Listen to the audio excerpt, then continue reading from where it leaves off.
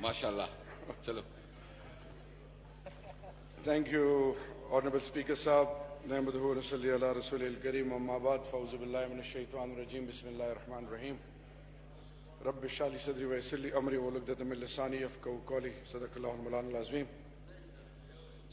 Speaker साहब, पूरा ऐवान, opposition की सीनियर लीडरशिप, ख्वाहिश साहब से भी रिक्वेस्ट है कि आप भी बैठ जाएं क्योंकि राना सनाउल्लाह साहब की बात है।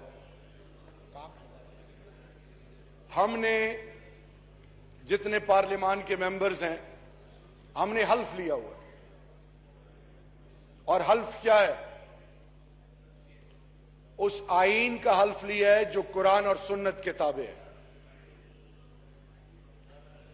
कुरान और सुन्नत जो हमारा ईमान है, और उसके बाद इस रियासत धरती मां के नेशनल इंटरेस्ट, फिर इस मुल्क के अंदर रहने वाले बासी जो आज हमें millennium development goals, sustainable development goals, human charter कहता है, इंसानी हकूक। प्लीज ना करे फहीम, इंसानी हकूक। No not this way. Speaker साहब, अब आते हैं पाकिस्तानी कौम को जरा मैं आज एजुकेट करूं कि वो लोग जो इक्तिदार में रहे, उन्होंने मुनशियात के हवाले से वो ड्रग्स, चाहे वो सिंथेटिक ड्रग्स हो, चाहे वो हेरोइन हो, चाहे वो चरस हो, चाहे वो ओपियम हो, चाहे वो तमाम वो गलास्ते हों जो इंसानियत के लिए नासूर हैं। स्पीकर साहब, 85% ड्रग्स मुख्तलिफ किस्म की अफगानिस्तान में पैदा होती हैं। अफगानिस्तान से ये चीज पाकिस्तान कैसे इंटर होती है? South of Balochistan is the 30% of Pakistan. 2611 kilometre का बॉर्डर, वहां से ये जब चीज आती है तो फर्स्ट लाइन ऑफ डिफेंस क्या है? कौन सा ऐसा मैकेनिज्म है जो इस गलास्तों को रोकेगा? सबसे पहले एंटी नारकोटिक्स फोर्स।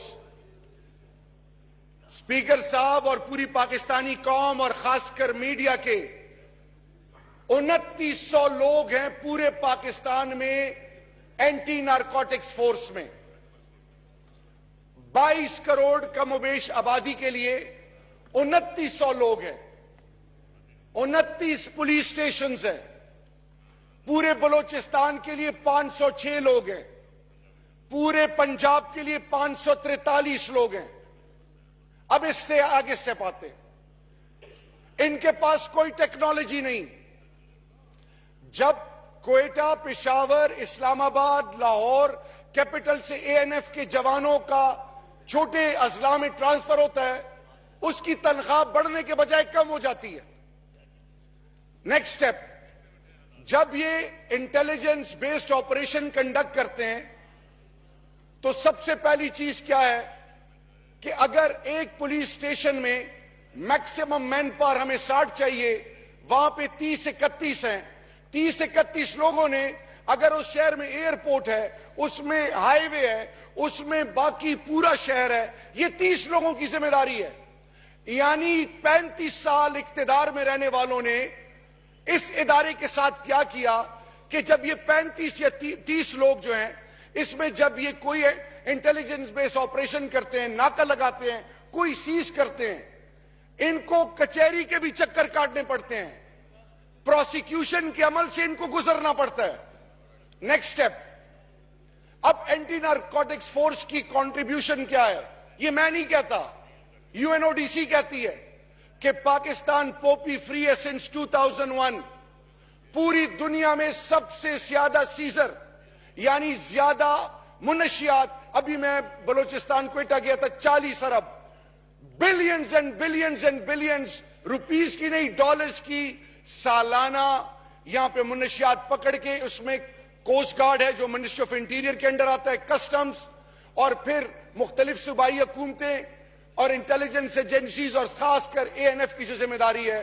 तो अब आती है बात स्पीकर साहब कि पाकिस्तान के अंदर इदारों में क्या हो रहा है।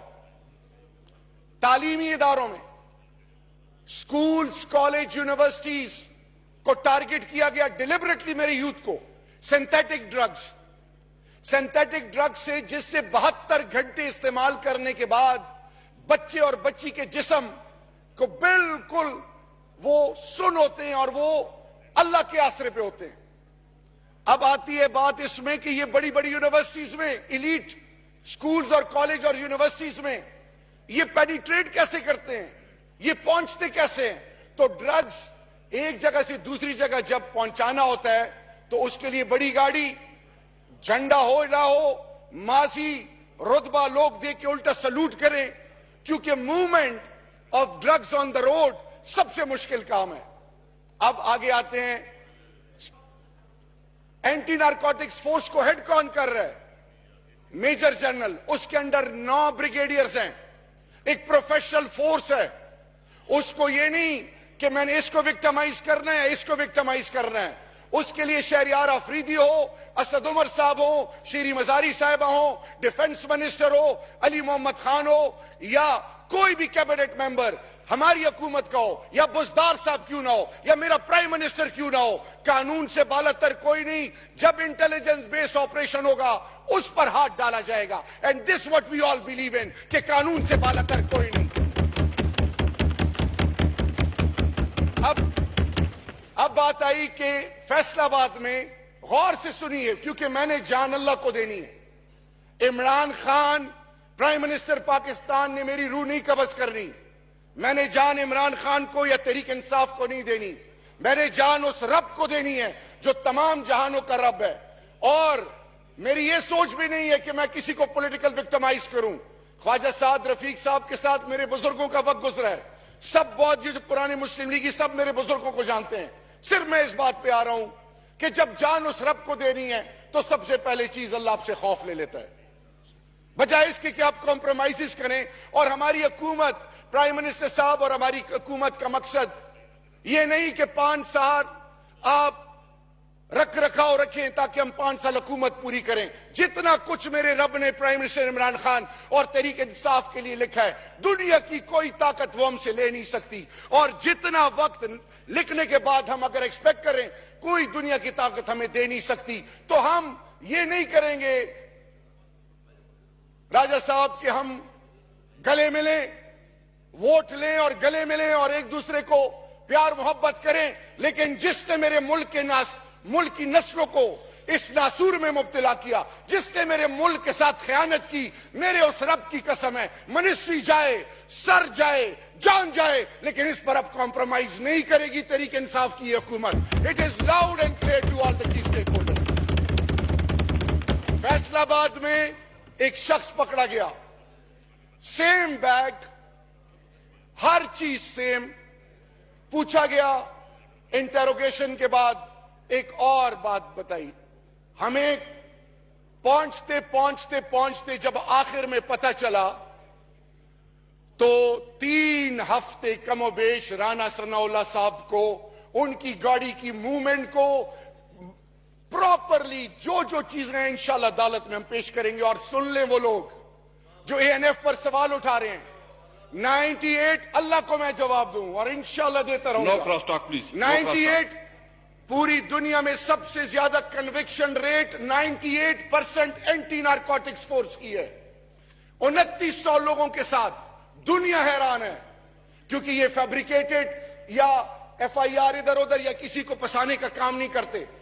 मैं जाती तौर पे हर पार्लियामेंटेरियन की इज्जत करता हूं, लेकिन सवाल यह है कि जब 3 हफ्ते तक उनको बाकायदा फॉलो किया गया, फुटेजेस हमारे पास सब कुछ अवेलेबल है, उसके बाद जब हाथ अल्लाह के फजल से डाला तो बताया गया राना साहब ये आपका सामान है। उन्होंने कहा जी मेरा है, ये हम खोल सकते हैं? हाँ जी खोल लें।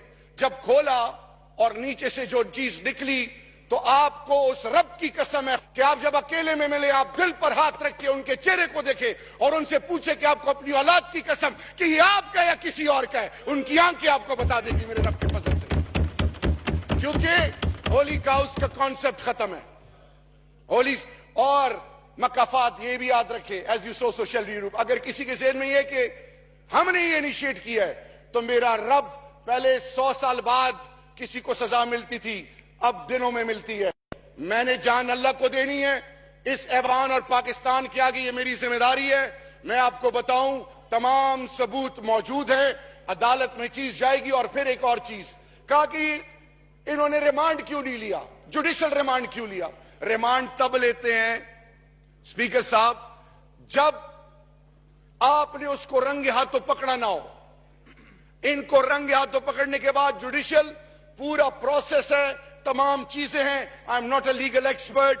इन द एंड स्पीकर संबर हल्फ उठाए बैठा है कि मैंने हक और सच, आईन में कुरान और सुन्नत और इस मुल्क की सलामती और इस मुल्क में वो नासूर जो मेरी नस्लों को, खासकर यूथ को अफेक्ट कर रहा है, उसके खिलाफ मैकेनिज्म और इसके लिए अकाउंटेबिलिटी। और तमाम लोग, कोई भी कानून से बालतर नहीं। एक और चीज आखिर में स्पीकर साहब ये सवाल आज हमने पूछना है कि जब ड्रग्स पाकिस्तान से बाहर जाती हैं, पाकिस्तान का क्या इमेज बनता है। दुनिया को अब बताना शुरू कर दिया है कि फर्स्ट लाइन ऑफ डिफेंस है पाकिस्तान आपके लिए ऑनलैंड जंग भी लड़ रहा है। पाकिस्तान इन गलास्तों को भी रोक रहा है, इलीगल इमिग्रेंट्स को भी रोक रहा है। अब आलमी दुनिया को भी चाहिए कि वो भी आगे आए। तो पाकिस्तान में अगर किसी के ज़हन में ये सवाल है कि शहरियार या कोई और, हम में से कोई कानून से बालतर नहीं, हमारे खून में, मैंने जान अल्लाह को देनी है नहीं, या किसी ने हमें बताया हो कि इसको विक्टिमाइज करें, इसको ना विक्टिमाइज करें। मैंने अल्लाह के दरबार में हाजिर होना है और मेरा ईमान है कि जिसका होने का यकीन रब से होता है वो दुनिया के आगे सर नहीं झुकाते। आपसे मेरी रिक्वेस्ट ये है कि आप आज नारकोटिक्स कंट्रोल में गली गली, मोहल्ले मोहल्ले आइस, क्रिस्टल, हेरोइन, गलास्ते बिक रही हैं। लोग आपको वोट देते हैं, लोगों की औलादें और रिहैबिलिटेशन सेंटर। स्पीकर साहब, पूरे पाकिस्तान में 3 रिहैबिलिटेशन सेंटर है। लोग अपने बच्चों के लिए परेशान हैं। और आखिर में एक वाकया सुना के ताकि मरे हुए ज़मीर किसी की भी हो तो जाग जाए। सबसे पहले मेरा चेयरमैन स्पीकर साहब, आईजी साहब के पास एक बाप आया और उस बाप ने कहा पहले वो कांप रहा था, जब अंदर आया तो पांव में बैठ गया। एक बहुत बड़ा बाप, उसने कहा कि मेरा बेटा, जवान बेटा मरा पड़ा हुआ है, वो ड्रगी था। लेकिन आपसे रिक्वेस्ट ये कि ये पुलिस एहलकारों को कह दें कि इस डेथ सर्टिफिकेट में ये ना लिख दे कि पाकिस्तान हम सबका है। आप बिल्कुल पीपल्स पार्टी, पीएमएलएन, तमाम जेयूआई, एएनपी, तमाम पॉलिटिकल पार्टीज के लिए हमारे दरवाजे खुले हैं। आप जो भी सजेशन लेके आएंगे नारकोटिक्स कंट्रोल के हवाले से, अफगान रेफ्यूजीज के हवाले से, we will go an extra yard, we will facilitate you, but we want compromise on one thing कि जो पाकिस्तान और पाकिस्तानियों के खिलाफ और आईन और कानून की खिलाफ वर्जी करेगा, ही और she will be made an example इंशाल्लाह। पाकिस्तान जिंदाबाद। थैंक यू शहरयार साहब। मेरे